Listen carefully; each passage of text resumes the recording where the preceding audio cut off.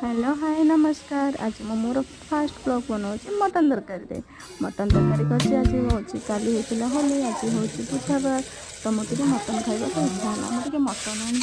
mutton आनिकी पिज अदा रसुण अपन मैंने जमी पकई करते सेमती पकई तो मसला मसली दे गरम पानी पकई तादे खटखट करदेली खटखट करदेला तरकारीटा टे फुटीगला तरकारीटा टे कलर आसला बहलिया होगला काढ़ी माँ पुआ बसिक आम आराम से टेस्ट कलु आपण मन जब मो तरकारीटा भल लगुच टेस्ट करेंगे कहतु रही बाय देखो मुझे टेस्ट करुँच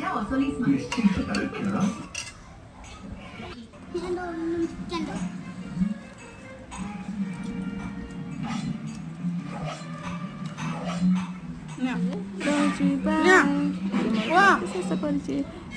लाइक